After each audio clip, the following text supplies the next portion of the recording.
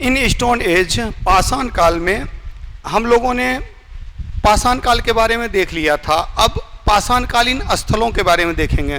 तो आज हम लोग पाषाण काल पढ़ रहे हैं। Today we are studying stone as.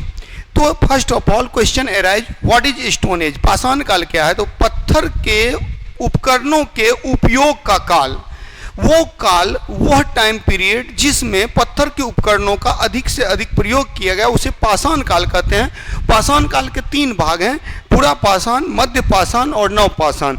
There are 3 parts of stone age, Palaeolithic, Mesolithic and Neolithic. And Palaeolithic is also divided into 3 parts. तो पूरा पाषाण काल को भी 3 भागों में बांटा गया। निम्न पुरा पाषाण काल, लोअर पैलियोलिथिक, मध्य पुरा पाषाण काल, मिडिल पैलियोलिथिक और नव उच्च पुरा पाषाण काल यानी अपर पैलियोलिथिक। तो there are 3 parts of Palaeolithic period. तो पूरा पाषाण काल के 3 भाग है। चूंकि आज का विषय है पाषाणकालीन स्थल, today we will study about stone age sites, पाषाणकालीन स्थल। तो सभ्यता के इतिहास का प्रारंभ होता है, इतिहास में सभ्यता का प्रारंभ होता है पाषाण काल के रूप में, as stone age civilisation started. और इस पाषाण काल में जो पहला काल था वो था पुरा पाषाण काल। इसके भी 3 भाग थे, निम्न पुरा पाषाण, मध्य पुरा पाषाण, उच्च पुरा पाषाण। उसके बाद आया मध्य पाषाण काल और उसके बाद नव पाषाण काल। असल में पत्थर के युग में जब खेती की गई, when farming was started in stone age, that was called neolithic period, उसको नव पाषाण काल कहा गया। तो आज हम इस क्लास में क्या करेंगे, पाषाणकालीन स्थलों के बारे में देखेंगे। तो पाषाणकालीन स्थल में सबसे पहले निम्न पुरा पाषाण, मध्य पुरा पाषाण और उच्च पुरा पाषाणकालीन से स्थल यानी पूरा पाषाणकालीन स्थल देखेंगे, फिर मध्य पाषाणकालीन स्थल देखेंगे, फिर नव पाषाणकालीन स्थल देखेंगे। At first we will see about paleolithic period sites, then Mesolithic period sites and then Neolithic period sites।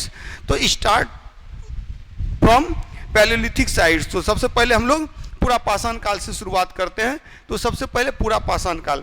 तो पूरा पाषाण काल के बारे में आप लोग याद रखिएगा कि यह सभ्यता के इतिहास का पहला चरण है, सबसे बड़ा चरण है, सबसे बड़ा काल है पूरा पाषाण काल। तो पूरा पाषाणकालीन स्थलों की जब हम लोग बात करते हैं तो 2 प्रमुख स्थल है, एक तो सोहन है और दूसरा पल्लवरम है जो स्टार्ट करता है, और फिर एट लास्ट हम लोग देखते हैं भीमबेटका। तो there are 3 sites related to paleolithic period. Paleolithic period से संबंधित, पूरा पाषाण काल से संबंधित 3 प्रमुख स्थल हैं। ऐसे तो ढेर सारे स्थल हैं, there are many sites, but 3 are important for us. 3 हमारे लिए इम्पोर्टेंट है, 3 हमारे लिए महत्वपूर्ण है। पहला है सोहन, दूसरा है पल्लवरम, एट लास्ट भीमबेटका। तो we are studying stone age sites. हम लोग पाषाणकालीन स्थल पढ़ रहे हैं। तो पाषाणकालीन स्थल में सबसे पहला स्थल कौन है? सोहन। तो राइट डाउन लिखेंगे सोहन क्या है। तो सोहन जो क्षेत्र है, सोहन पंजाब का एक क्षेत्र है, पंजाब पाकिस्तान का क्षेत्र है। सोहन इज द रीजन इन पाकिस्तान। तो पाकिस्तान में, पंजाब में सोहन एक स्थल है, और सोहन स्थल पर सबसे पहले मानव के उद्भव का साक्ष्य प्राप्त होता है। Origin of human. तो evidence of origin of human being is acquired from Sohan. तो सोहन से क्या मिला? सोहन से मानव द्वारा प्रयोग किए गए पत्थर का उपकरण मिला। फर्स्ट स्टोन, आप लोगों को पिछले क्लास में मैंने बताया था, स्फटिक डेट मीन्स क्वार्टजाइट पहला पत्थर था जिसका प्रयोग उपकरण के रूप में किया गया।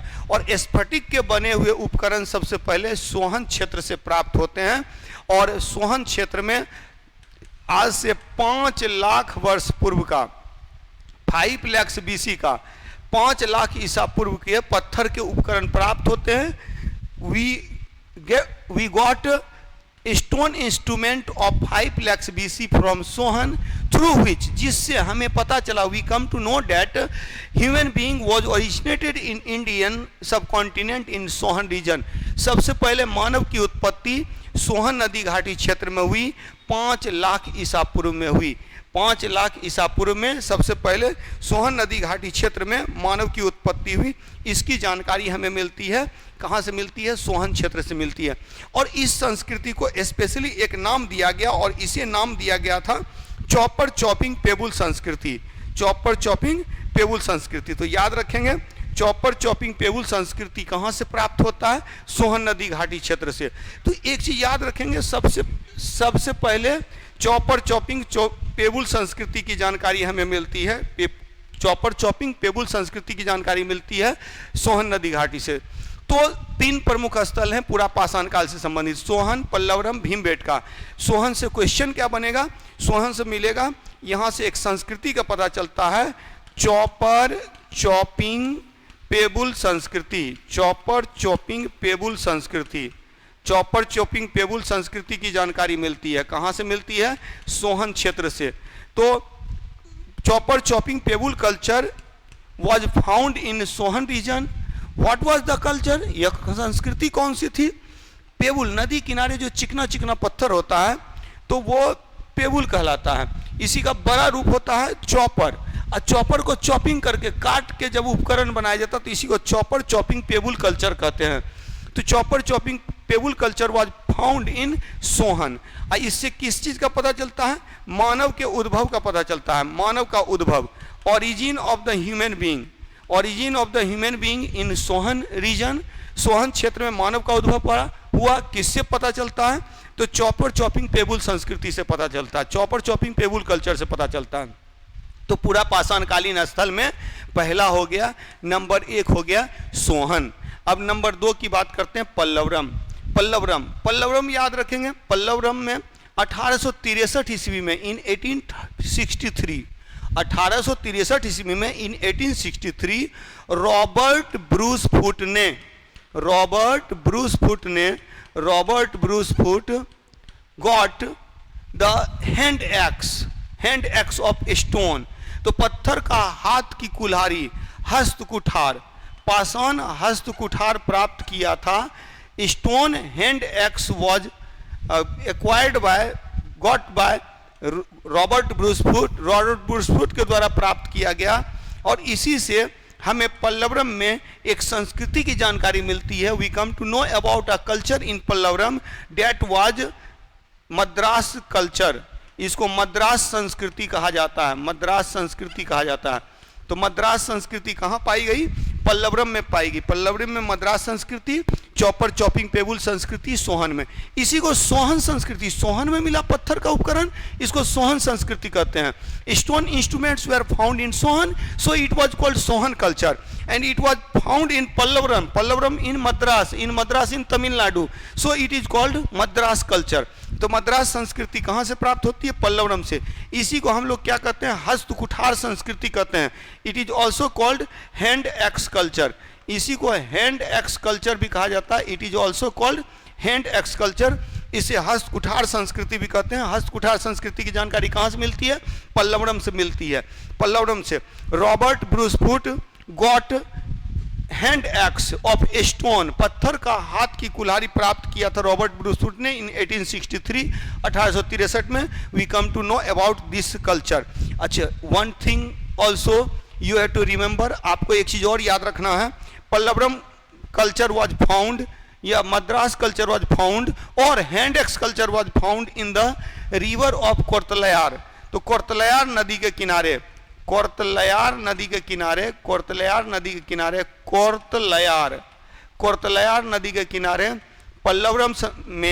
पल्लवरम में हस्त कुठार संस्कृति की जानकारी मिलती है। तो पॉइंट एकदम याद करते जाएंगे। सबसे पहले पत्थर के उपकरण कहाँ मिलते हैं भारतीय भूभाग में? तो सोहन में मिलते हैं, जो पाकिस्तान क्षेत्र में है, यानी भारतीय उपमहाद्वीप में सबसे पहले पत्थर के उपकरण सोहन से प्राप्त होते हैं, जिससे सोहन में मानव के उद्भव की जानकारी मिलती है। उसके बाद हाथ की कुल्हाड़ी प्राप्त होती है पल्लवरम से, जिससे पता चलता है कि पाषाण काल का विकास हस्त कुठार संस्कृति के रूप में पल्लवरम में हुआ। पल्लवरम में प्राप्त संस्कृति, हस्त कुठार संस्कृति को ही मद्रास संस्कृति भी कहा जाता है। मद्रास संस्कृति का विकास किस नदी के किनारे हुआ? कोर्तलयार नदी के किनारे हुआ। Madras culture was developed on the bank of Kortallayar river. And it was discovered by Robert Bruce Foote. Robert Bruce Foote के द्वारा इसकी खोज की गई 1863 में। ऑल द पॉइंट्स, सारे पॉइंट्स क्लियर हैं। तो हम लोगों ने सोहन के बारे में पढ़ा, पल्लवरम ये है, निम्न पूरा पाषाण से संबंधित ये दोनों हैं। These two are related to lower paleolithic at last of Palaeolithic period, paleolithic period के अंत में, that means in upper paleolithic, यानी कि उच्च पूरा पाषाण काल में ज्ञानी मानव का विकास हुआ। मानव ने उसी समय चित्रकारी शुरू की थी, paintings what started and we come to know about painting. हम पेंटिंग के बारे में जानते हैं, कहाँ से जानते हैं? तो ये जानते हैं भीमबेटका से।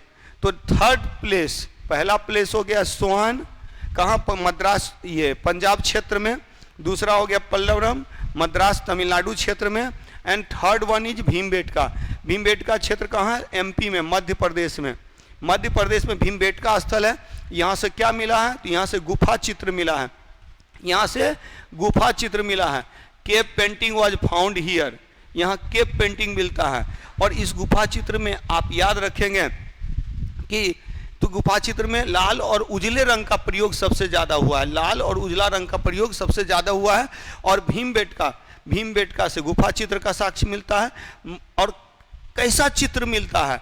तो मानव द्वारा शिकार करते हुए मानव का चित्र प्राप्त होता है। तो शिकार करते हुए मानव का चित्र, तो hunting people, picture of hunting people, शिकार करते हुए मानव का चित्र, शिकार करते हुए मानव का चित्र।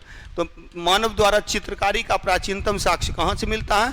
First evidence of painting by human being.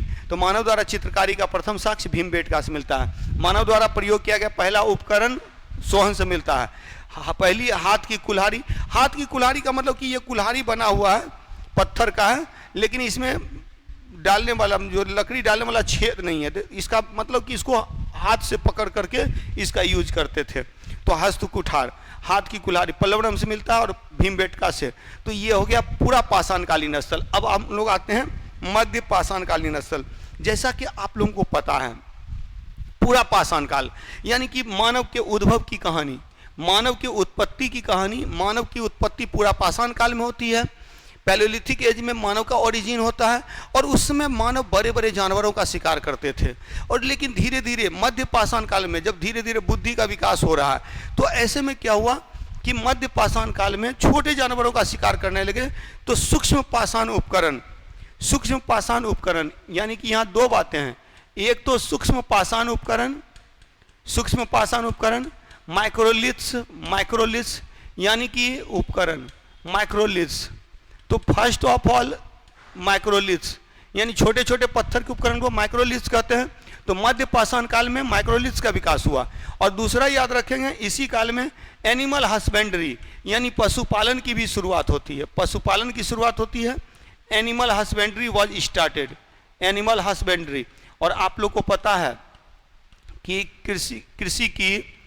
कृषि की प्रारंभिक अवस्था जो होती है वो पशुपालन होती है। Animal husbandry is the initial stage of agriculture farming. तो इसीलिए इसको मध्य पाषाण काल में नवपाषाण के लक्षण भी दिखाई देते हैं। तो मध्य पाषाण काल से संबंधित यहाँ 4 स्थल आपके काम का है। हालांकि सबसे इंपॉर्टेंट है बागौर। बागौर कहाँ है? राजस्थान में। इन राजस्थान बागौर, इन एमपी मध्य प्रदेश में आदमगढ़। ये आजमगढ़ नहीं है यूपी वाला, ये आदमगढ़ है। आदमगढ़ में मध्य प्रदेश। थर्ड है बंगाल में बीरभानपुर इन वेस्ट बंगाल। पश्चिम बंगाल में बीरभानपुर और लंगनाज गुजरात में लंगनाज। तो याद रखेंगे। तो सबसे पहली बात तो ये कि सबसे इतिहास की शुरुआत होती है पूरा पाषाण काल से, पैलियोलिथिक से। शिकारी जीवन की शुरुआत हुई, मानव के शिकारी जीवन की शुरुआत हुई। और इसके बाद जो होता है मध्य पाषाण काल यानी मेसोलिथिक पीरियड में। इन मेसोलिथिक पीरियड मध्य पाषाण काल में क्या होता है? तो मध्य पाषाण काल में 2 बातें होती हैं। एक तो पशुपालन का साक्ष्य मिलता है, दूसरा माइक्रोलिथ्स, पशुपालन का साक्ष्य मिलता है, और दूसरा माइक्रोलिथ्स। यानी माइक्रोलिथ्स का मतलब क्या होता है, इससे भी क्वेश्चन पूछे गए हैं। माइक्रोलिथ्स का अर्थ होता है सूक्ष्म पाषाण के उपकरण, छोटे छोटे पत्थर के उपकरण। छोटे छोटे पत्थर के उपकरणों को माइक्रोलिथ्स कहा जाता है। छोटे छोटे पत्थर के उपकरणों को माइक्रोलिथ्स कहा जाता है। और माइक्रोलिथ्स का विकास किस काल में होता है? तो मध्य पाषाण काल में होता है। मध्य पाषाण काल में माइक्रोलिथ्स का विकास होता है, माइक्रोलिथ्स का विकास होता है। तो यहाँ पर दो चीज़ें आप लोगों को याद रखना है। एक तो क्या कि सूक्ष्म पाषाण उपकरणों का विकास हुआ इस काल में, और दूसरा याद रखना है कि इसी काल में यानी कि मध्य पाषाण काल में ही हम लोग देखते हैं कि पशुपालन की शुरुआत होती है। तो पशुपालन की शुरुआत इसी काल में होती है। तो दो बातें याद रखना, और इसमें इस सारे क्षेत्र को एकदम याद कर लीजिए। बागौर राजस्थान, आदमगढ़ मध्य प्रदेश, बीरभानपुर यानी कि पश्चिम बंगाल, और लंगनाज गुजरात। एकदम रट लेना है। पूरा पाषाण काल में 3 स्थल थे, सोहन, पल्लवरम, भीमबेटका। यहाँ से 4 स्थल हो गए, बागौर, आदमगढ़, बीरभानपुर, लंगनाज। ऐसे तो बहुत सारे स्थल हैं, लेकिन प्रमुख स्थलों की बात हम लोग यहाँ कर रहे हैं। और इस काल के स्थल की 2 ही विशेषता थी, एक तो पशुपालन एनिमल हस्बेंड्री, दूसरा माइक्रोलिथ्स, छोटे छोटे पत्थर के उपकरणों को माइक्रोलिथ्स कहा जाता है। इसके बाद हम लोग आते हैं नवपाषाण काल पे, जो सबसे महत्वपूर्ण पार्ट है नवपाषाण काल। नवपाषाण काल मतलब हो गया कि जिस काल में खेती की गई। नियोलिथिक में पीरियड मतलब हो गया कि in that period agriculture was started, तो एग्रीकल्चर की शुरुआत होती है। तो नवपाषाण काल के जो स्थल हैं, कुछ स्थल आपको दिखाई हो सकता है ना पड़ रहा हो, लेकिन जो वो मेहरगढ़ क्षेत्र में है, सबसे पहले बलूचिस्तान क्षेत्र में, यानी भारत के बाहर, वो नहीं पाकिस्तान वाले क्षेत्र में है।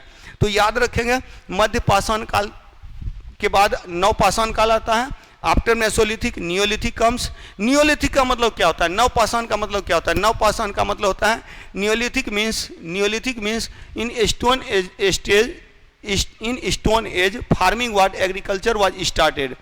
एग्रीकल्चर की शुरुआत होती है, एग्रीकल्चर इन स्टोन एज। जब स्टोन एज में एग्रीकल्चर की स्टार्ट होती है, डेट वाज कॉल्ड नियोलिथिक। जब पाषाण युग में खेती की गई तो इसको बोला गया नवपाषाण कहा गया। इसका सबसे पहला स्थल है मेहरगढ़। एक एक के बारे में अच्छे से लिख लेना है, याद कर लेना। तो पहला स्थल है मेहरगढ़। मेहरगढ़ से क्या पॉइंट बनता है? पहला तो ये बनता है मेहरगढ़ कहाँ प्राप्त होता है? तो मेहरगढ़ भारत के बाहर था। मेहरगढ़ भारत के बाहर था, बलूचिस्तान में था। तो मेहरगढ़ स्थल कहाँ पर था? बलूचिस्तान में था। एक तो ये पॉइंट ये याद रखिएगा, पश्चिमी बलूचिस्तान क्षेत्र में मेहरगढ़ था, बलूचिस्तान क्षेत्र में मेहर था। तो एक याद रखना है बलूचिस्तान, यानी बलूचिस्तान क्षेत्र में मेहरगढ़ है। दूसरी बात याद रखना है कि मेहरगढ़ से 7000 ईसा पूर्व में खेती किए जाने का साक्ष्य मिलता है। 7000 BC में 7000 ईसा पूर्व में खेती का साक्ष्य मिलता है। इन 7000 BC एग्रीकल्चर वाज स्टार्टेड इन मेहरगढ़ क्षेत्र में किस चीज़ की खेती की गई थी? तो जौ और गेहूं की खेती की गई थी। तो जौ और गेहूं का प्राचीनतम साक्ष्य कहाँ से मिलता है? मेहरगढ़ से। तो मेहरगढ़ से पहला point, Mehrgarh was found in western Balochistan. Mehrgarh कहाँ प्राप्त होता है? पश्चिमी बलूचिस्तान में प्राप्त होता है। किस काल का प्राप्त होता है? 7000 BC, 7000 ईसा पूर्व में यहाँ खेती की गई थी। इन 7000 BC एग्रीकल्चर वाज स्टार्टेड इन मेहरगढ़। और किस चीज़ की खेती की गई थी? विच क्रॉप्स वेयर कल्टिवेटेड, तो किस फसल की खेती की गई थी? तो व्हीट एंड मिलेट्स, जौ एंड मिलेट्स। तो जौ और गेहूं की खेती की गई थी। जौ, barley and wheat were cultivated. तो बार्ले और व्हीट की खेती की गई थी, जौ और गेहूं की खेती की गई थी। तो 7000 ईसा पूर्व में यहाँ खेती की गई थी, जौ और गेहूं की खेती की गई थी। पहली फसल जो मानव द्वारा उपजाई गई थी वह जौ थी। हालांकि अब थोड़ा सा नया परिवर्तन आया है, याद रखेंगे। भारतीय भूभाग में बोला जाता है कि इससे लगभग 7000 साल पहले, लगभग 14000 ईसा पूर्व में ही क्या हुआ था? तो धान की खेती कर ली गई थी लहुरा देव में। तो ये चौथा स्थल जो है, इस पे भी हम लोग चर्चा करेंगे। लेकिन फिलहाल याद रखिएगा, अगर लहुरा देव ऑप्शन में नहीं है तो सबसे पहले खेती मेहरगढ़ में की गई थी। अगर ऑप्शन में लहुरा देव भी दे दे तो ये यूपी PCS में पूछा हुआ क्वेश्चन है, तो ये आपका आंसर हो जाएगा। तो पहला स्थल हो गया मेहरगढ़, दिमाग में बैठ गया। मेहरगढ़ पश्चिमी बलूचिस्तान में 7000 ईसा पूर्व में यहाँ खेती की गई थी, जौ और गेहूँ की खेती की गई थी। मानव द्वारा खेती किए जाने का प्राचीनतम साक्ष्य है, जौ और गेहूँ की खेती की गई थी। दूसरा स्थल की बात करेंगे हम लोग, दूसरे स्थल की बात करेंगे। दूसरा स्थल है बुर्जहोम। ये जो बुरजहोम स्थल है, देखिए बुरजहोम और गुफा कराल, ये दोनों स्थल कहाँ जम्मू कश्मीर में प्राप्त होता है, जम्मू कश्मीर में प्राप्त होता है। बुरजहोम है और दूसरा क्या है, गुफा कराल, गुफा कराल। तो गुफा कराल क्षेत्र, ये दो प्लेस है कहाँ पर, तो जम्मू कश्मीर में है, देख के ही पता चल रहा है जम्मू कश्मीर में। बुरजहोम, बुरजहोम का मतलब होता है भुर्ज पेड़ का घर, origin land of bhurj tree, bhurj tree that is Burzahom. और गुफा कराल का मतलब होता है कुलाल की गुहा, द फायर पार्ट ऑफ जो पॉटरी मैन, जो कुम्हार होते हैं ना, पॉटरी बर्तन बनाने वाले होते हैं, तो उनके द्वारा जो बर्तन को पकाने के लिए जो गड्ढा बनाया जाता है, डिच बनाया जाता है, डेट इज गुफा कराल, उसी को गुफा कराल कहा गया है। तो बुरजहोम और गुफा कराल कहाँ प्राप्त होता है, तो याद रखिएगा दोनों स्थल जम्मू कश्मीर में है, जम्मू कश्मीर J&K, जम्मू कश्मीर में दोनों स्थल है, बुरजहोम भी है, गुफा कराल भी है। दोनों से कुछ कॉमन चीज़ें हैं, दोनों से हड्डी के उपकरण मिलते हैं। हड्डी के उपकरण पहली बार bone instruments were found at first in Burzahom and Gufkral, Burzahom और गुफा कराल में हड्डी के उपकरण सबसे पहले प्राप्त होते हैं। और बुरजहोम से 3 साक्ष्य आपके लिए इंपॉर्टेंट है। एक तो क्या है, एक तो बोन इंस्ट्रूमेंट है, हड्डी के उपकरण है, बोन इंस्ट्रूमेंट है, हड्डी के उपकरण है। दूसरा क्या है, तो दूसरा डिच शेल्टरिंग है, डिच शेल्टरिंग। तो डिच शेल्टरिंग मतलब ये हो गया शेल्टरिंग, तो ये हो गया कि यानी गर्त निवास हो गया, गड्ढा घर, गर्त निवास। डिच रेजिडेंस सिस्टम, गर्त निवास। और दूसरा ये क्या था, हड्डी के उपकरण, हड्डी के उपकरण, गर्त निवास। और dog burial system with human being, आदमी के साथ कुत्ते को दफनाने का साक्ष्य, आदमी के साथ कुत्ते को दफनाने का साक्ष्य, कुत्ते को दफनाने का साक्ष्य। Dog burial system with human being, दफनाने का साक्ष्य। तो याद रखेंगे dog burial system, dog burial system with human being, with human being. तो मानव के द्वारा कुत्ते को दफनाने का साक्ष्य, दफनाने का साक्ष्य कहाँ से प्राप्त होता है, तो बुरजहोम से प्राप्त होता है। तो ये याद रखेंगे। हम लोग हड़प्पा काल में भी देखेंगे कि लोथल, ये रोपड़ में आदमी के साथ कुत्ते को दफनाया गया था, लेकिन ये हड़प्पा काल नहीं है, सबसे पहले है। तो सबसे पहले आदमी के साथ कुत्ते को दफनाने का साक्ष्य कहाँ से मिलता है, at first dog burial system with human being that is Burzahom. लेकिन अगर पूछ दिया हड़प्पा काल में कहाँ आदमी के साथ कुत्ते को दफनाया गया था, तो वहाँ आंसर हो जाएगा रोपड़। तो यहाँ याद रखेंगे तो बुरजहोम तो दूसरा स्थल है। और ऐसे ही गुफा कराल तीसरा स्थल है जम्मू कश्मीर में, जम्मू कश्मीर में गुफा कराल। तो याद रखेंगे बुरजहोम से क्या चीज़ें मिली हैं, एक तो गर्त निवास मिला है, हड्डी के उपकरण मिले हैं, और आदमी के साथ कुत्ते को दफनाने का साक्ष्य मिला है। हड्डी के उपकरण गुफा कराल से भी प्राप्त होते हैं। Burzahom and Gufkral, these 2 places were found in Jammu Kashmir. ये दोनों स्थल कहाँ प्राप्त होते हैं, तो ये these are found in Jammu Kashmir. अब तीसरे स्थल पर चले जाते, चौथे स्थल पर चलते हैं। चौथा स्थल यहाँ है लहुड़ा देव। तो लहुड़ा देव कहाँ है, तो ये आपका उत्तर प्रदेश में है, उत्तर प्रदेश में, उत्तर प्रदेश में। तो उत्तर प्रदेश में याद रखेंगे लहुड़ा देव एक स्थल है जहाँ से कृषि का प्राचीनतम साक्ष्य मिलता है, कृषि का प्राचीनतम साक्ष्य, कृषि का प्राचीनतम साक्ष्य, यानी कि प्राचीनतम साक्ष्य, प्राचीनतम। और यहाँ धान की खेती की गई थी, यहाँ धान की खेती की गई थी। पैडी क्रॉप वेयर कल्टिवेटेड, धान की खेती। Rice were cultivated in Lahuradewa. Lahuradewa is place in UP, Uttar Pradesh में एक स्थल है लहुड़ा देव। और यहाँ से सबसे पहले खेती का प्राचीनतम साक्ष्य प्राप्त होता है, खेती का प्राचीनतम साक्ष्य धान की खेती का। देखिए मैंने बताया था कि अगर मेहरगढ़ और लहुड़ा देव दोनों दिया हुआ है तब लहुड़ा देव आंसर देंगे, लेकिन अगर लहुड़ा देव नहीं है तब मेहरगढ़ आंसर देंगे। चूंकि ये यूपी पीसीएस का पूछा हुआ क्वेश्चन है, ये आपके लिए इंपॉर्टेंट हो जाता है। अच्छा एक चीज़ और याद रखेंगे, अभी तक मानव का अस्थि कंकाल भारत से प्राप्त नहीं हुआ था। यानी मानव के उद्भव को हम लोग जानते हैं मानव के द्वारा प्रयोग किए गए उपकरण के आधार पर, जो पत्थर के उपकरण मिले हैं। लेकिन मानव का पहला अस्थि पंजर हथनौरा से प्राप्त होता है, हथनौरा से। हथनौरा कहाँ है, एमपी में है, मध्य प्रदेश में है। किस नदी घाटी के क्षेत्र में, नर्मदा नदी घाटी क्षेत्र में, नर्मदा नदी घाटी क्षेत्र में in Narmada river valley region in Madhya Pradesh. Hathnora was a place, Hathnora एक क्षेत्र है होशंगाबाद जिले में। होशंगाबाद जिले में, ये जिला का नाम क्या है? होशंगाबाद। तो होशंगाबाद जिले में, इन होशंगाबाद जिले में मध्य प्रदेश में नर्मदा नदी के किनारे हथनौरा एक जगह है जहाँ से भारत में पहला मानव का कंकाल तंत्र प्राप्त होता है। Skeleton, human skeleton was found at first in Hathnora. Clear?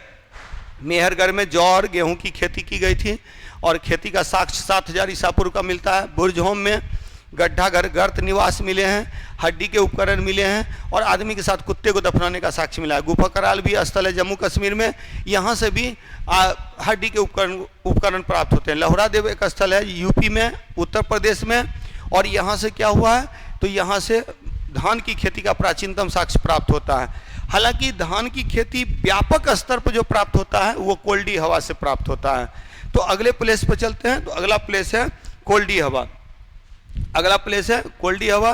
तो कोल्डी हवा से याद रखिएगा कोल्डी हवा कहाँ प्राप्त होता है। तो याद रखेंगे, देखिए यहाँ पर एक प्लेस भी आप लोग देख लीजिएगा, मैप में भी आपके दिमाग में रहना चाहिए। सबसे पहले मेहरगढ़ की बात करेंगे तो मेहरगढ़ भारत से बाहर है। कहाँ है? बलूचिस्तान में, पाकिस्तान में है। उसके बाद हम लोगों ने किया बुर्जहोम और गुफा कराल। तो बुर्जहोम और गुफा कराल कहाँ है? जम्मू कश्मीर में। इसके बाद किया हम लोगों ने लहुरा देव। तो लहुरा देव कहाँ है?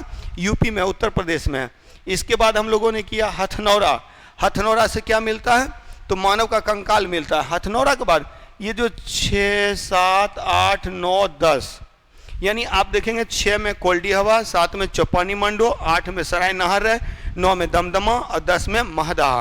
तो all these places were found in Mirzapur district of Belan river valley, यानी ये बेलन नदी घाटी क्षेत्र में प्राप्त होता है। बेलन नदी घाटी क्षेत्र में, इन बेलन river valley in Madhya Pradesh, MP. यहाँ याद रखेंगे 3 डिस्ट्रिक्ट मिलते हैं, मिर्जापुर, इलाहाबाद और प्रतापगढ़। मिर्जापुर, इलाहाबाद और प्रतापगढ़, ये तीनों डिस्ट्रिक्ट जहाँ मिलते हैं उसी में है बेलन रिवर वैली, बेलन नदी घाटी। और बेलन नदी घाटी कहाँ है? मध्य प्रदेश में, एमपी में है। बेलन नदी घाटी कहाँ है? एमपी में है, मध्य प्रदेश में। और यहाँ से क्या होता है? तो यहाँ से साक्ष्य मिलता है। किसका साक्ष्य मिला है? तो यहाँ से अलग अलग साक्ष्य मिलते हैं। नवपाषाण काल का साक्ष्य मिला है। तो evidence of neolithic were found. तो एक एक करके सबको देख लेंगे। सबसे पहले कोल्डी हवा देखेंगे, फिर चौपानी मांडो देखेंगे, फिर सनाय राय देखेंगे, फिर महदहा, दमदमा। तो ये प्लेसेस हैं। और तब एट लास्ट हम लोग आएंगे बिहार में चिरांद स्थल है। तो सबसे पहले बात करते हैं कोल्डी हवा की। तो कोल्डी हवा कहाँ प्राप्त होता है? तो एक तो याद रखेंगे बेलन नदी घाटी में, बेलन नदी घाटी क्षेत्र में, इन बेलन रिवर वैली। बेलन नदी घाटी कहाँ है? तो ये है यूपी में है, उत्तर प्रदेश में है। अब इसी में याद रखना है कि ये जो जगह है, डिस्ट्रिक्ट अगर पूछेगा तो जनरली मिर्ज़ापुर दिया रहता है, लेकिन मैंने बताया मिर्ज़ापुर, प्रतापगढ़ और इलाहाबाद जिला तीनों के संगम वाले एरिया में बेलन नदी घाटी है। तो इसी में हो जाएगा कोल्डी हवा। यहाँ से धान की खेती, यानी धान की खेती 6000 ईसा पूर्व में की गई। धान की खेती 6000 ईसा पूर्व में की गई। जंगली धान और जो मानव द्वारा उगाए गए धान, दोनों का साक्ष्य मिलता है। और इससे पहले मैंने बताया था एक पॉइंट कि लहुरा देव में भी सबसे प्राचीनतम खेती का साक्ष्य मिलता है, धान की खेती का साक्ष्य मिलता है। ऑप्शन में अगर दोनों रहेगा तब सबसे पहले धान की खेती लहुरा देव। और बीपीएससी जो पूछती है प्रश्न, अगर वो ऐसा पूछ दे निम्नलिखित में से कौन सा स्थल धान की खेती से संबंधित है, तो अगर 5 स्थल हैं, बुर्जहोम, गुफकरा, लहुरा देव और कोल्डी हवा, ये 4 स्थल दिया हुआ है। तो लहुरा देव और कोल्डी हवा दोनों से धान की खेती का साक्ष्य मिलता है, पैडी क्रॉप की जानकारी मिलती है। तो दोनों आंसर हो जाएगा, एक से अधिक हो जाएगा, ई आंसर हो जाएगा। ये याद रखना है। तो कोल्डी हवा एक स्थल हो गया। कोल्डी हवा के बात करते हैं हम लोग चौपानी मांडो की बात करते हैं, फिर बात करते हैं चौपानी मांडो। तो याद रखिएगा 7th प्लेस क्या है? चौपानी मांडो। चौपानी मांडो के बारे में याद रखिएगा, ये भी कहाँ है? यह भी बेलन नदी घाटी क्षेत्र में है, बेलन नदी घाटी क्षेत्र में है। यह भी कहाँ है? तो यह भी यूपी में है। और यहाँ से क्या हुआ? मृदभांड का प्राचीनतम साक्ष्य, ancient evidence of pottery. Pottery, मिट्टी के बर्तन को मृदभांड कहते हैं, पॉटरी बोला जाता है।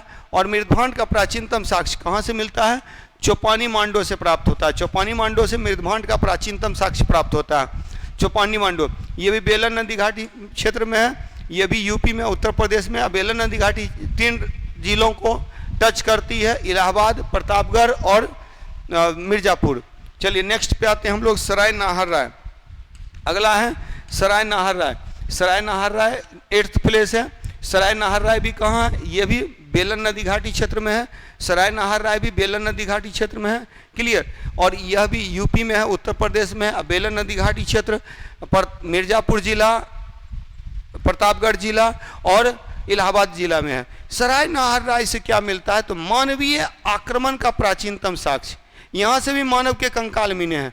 मानवीय आक्रमण का प्राचीनतम साक्ष्य, मानवीय आक्रमण का प्राचीनतम साक्ष्य। तो ancient evidence of human attack, human attack, human attack.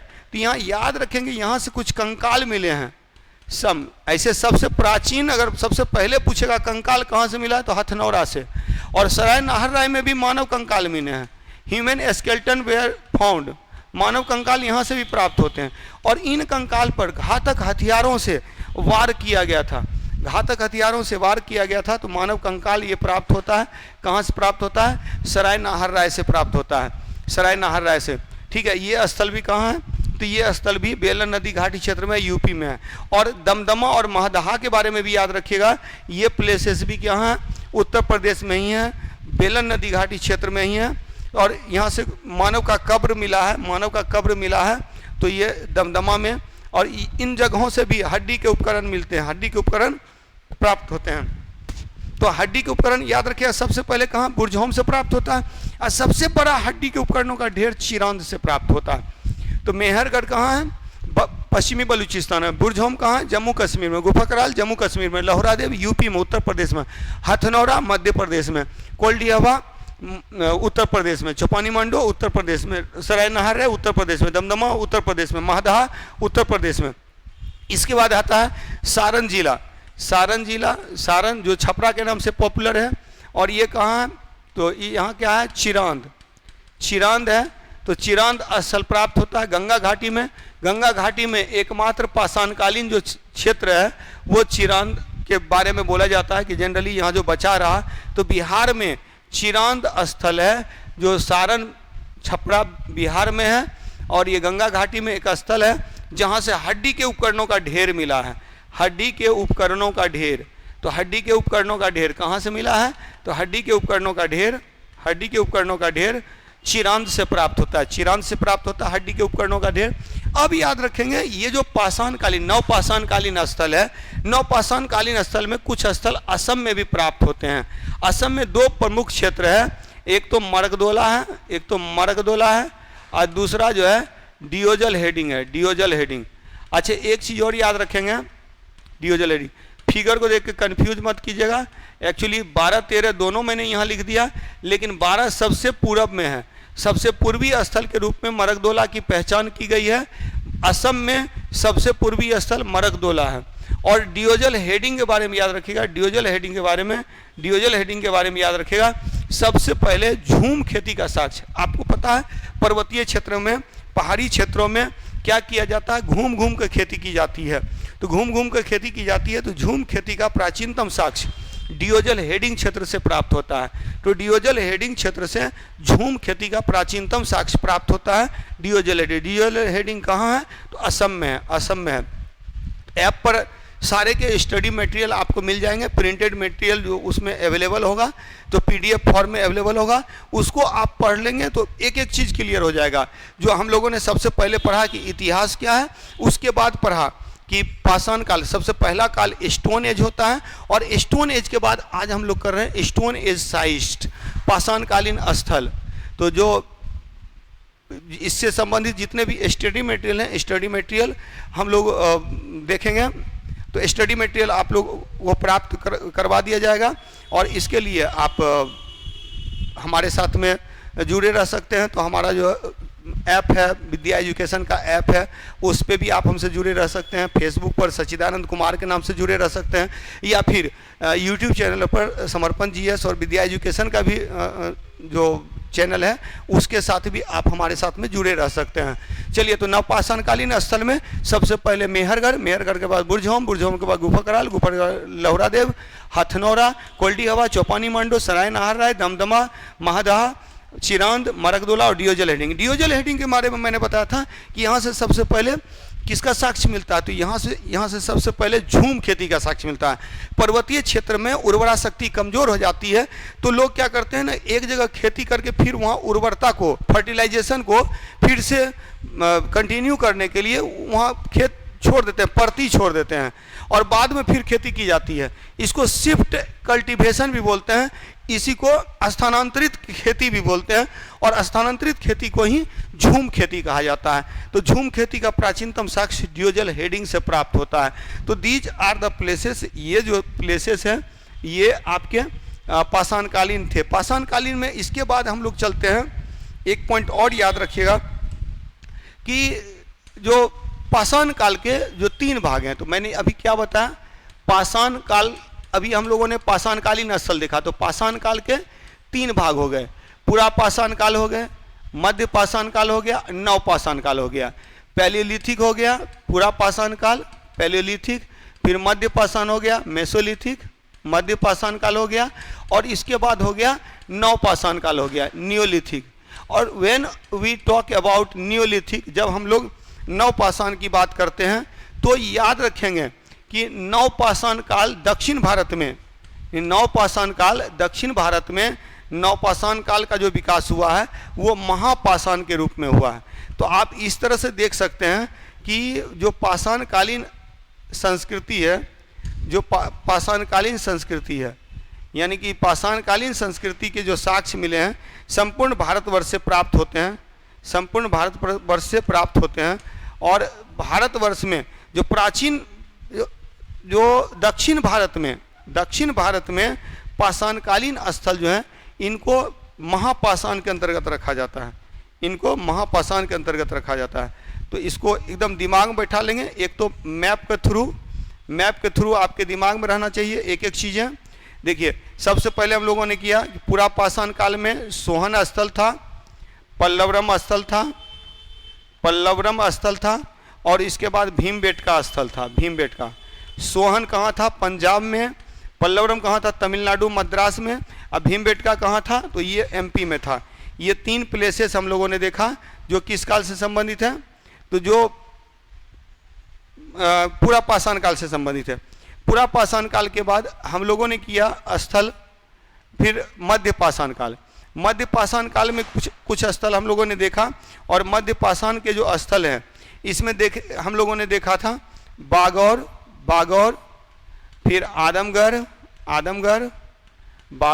Adamgarh, उसके बाद ये बीरभानपुर, और बीरभानपुर के बाद हम लोगों ने किया था लंगनाज, गुजरात में लंगनाज। तो लंगनाज, बागौर कहाँ है, राजस्थान में, आदमगढ़ कहाँ है, मध्य प्रदेश में, बीरभानपुर कहाँ है, पश्चिम बंगाल में, लंगनाज कहाँ है, तो लंगनाज है गुजरात में। क्लियर, ये 4 स्थल हम लोग किया। इसके बाद हम लोगों ने किया नवपाषाणकालीन स्थल किया। तो नवपाषाणकालीन स्थल की जब हम लोग बात करेंगे तो सबसे पहले किया मेहरगढ़ कहाँ है, भारत से बाहर अवस्थित है, वो बलूचिस्तान क्षेत्र में। उसके बाद किया बुरझोम और गुफा कराल।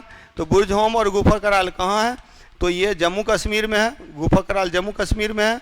इसके बाद हम लोगों ने किया था लहुरादेव, ये यूपी में है लहुरादेव।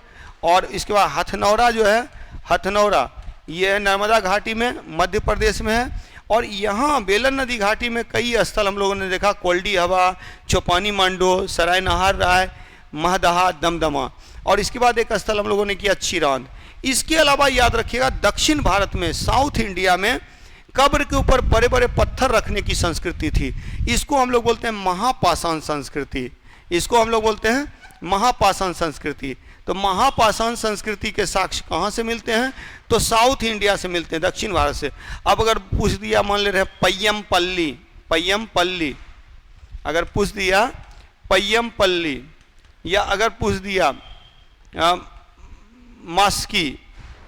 मास्की पूछ दिया, अगर पूछ दिया इसी तरह से नागार्जुन नागार्जुन कोंडा। यानी कि अगर कोई स्थल आपको साउथ इंडिया का बुझा रहा है, साउथ इंडिया का दिख रहा है, दक्षिण भारत का दिख रहा है, तो वो महापाषाण काल से संबंधित हो सकता है।